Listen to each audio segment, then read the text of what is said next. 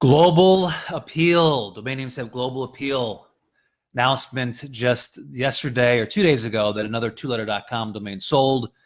XA.com sold for $1.8 million, $1.79 million. Around there. I'm sure there's some fees that were in it, but it sold for a lot of money, And first of all, another one off the market forever, not coming back. But it also shows the value of domain names globally. Now, this company is based out of China, so so often, like we think are in our own little geographical area. So if you're in China, you're thinking of the Chinese market. If you're in America, you're thinking of the American market. If you're in maybe Europe, you're thinking of the European market. And you forget the fact that the internet is global, right? There's this global appeal, and that good quality domain names, they have an appeal beyond just your borders. In this instance, XA is now off the market. I mean, never going to be sold again. Never going to have the opportunity for another company to acquire it again. Yeah, off the market forever. So, a couple lessons from this this domain sale. The first one is just the scarcity of good domain names. Now, you're thinking, Chris, it's the internet. We can add all kinds of letters on. Yeah, I get it. But premium domain names that create simplicity and make it effortless for your brand. So in this case, there's 676 two-letter domain names. But you're thinking, okay, great. I've got that many I can choose from. No, you don't, because there's only about 70, maybe even less than 70 that are even available for acquisition. Like you can't even acquire most of them. Okay, so you look at like a GS.com owned by Goldman Sachs, or an ML.com owned by Merrill Lynch, or a ZS.com owned by ZS and Associates. By the way, I sold that one, and many, many more. They're just never going to be available again because they're off the market. They become brands. Now you have this brand equity. Most of them are owned by some of the biggest companies in the world, and they integrate them into their email addresses. So they have thousands and thousands of people on email.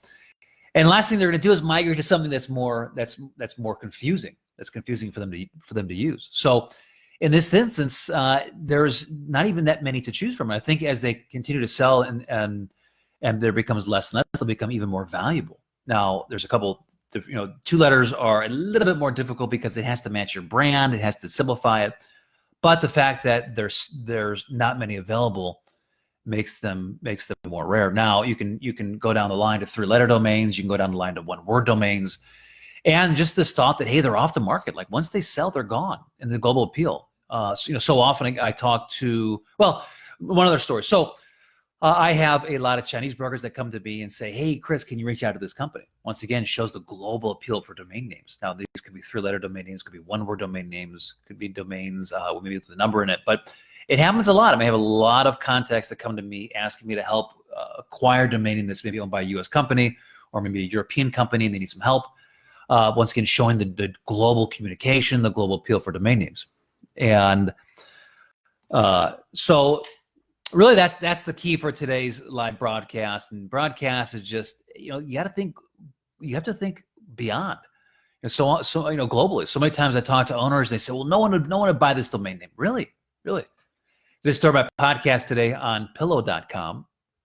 And it's actually pillows.com, how they acquired the domain name in the six figures. And he talks about the value and the pride that came with coming, and the clarity and the effortlessness that came with telling people at cocktail parties, hey, we're no longer Pacific Pillows, but we're pillows.com. And how people would remember that. They got it. It was intuitive. And how that it helped increase his conversion, it helped increase the traffic and his revenue. And he did mention Pillow in there, so I looked at Pillow. Well, Pillow was actually, at one point, was sold to a company that did like rental house, kind of like maybe it was an early Airbnb. I'm not sure. I didn't look up the whole story.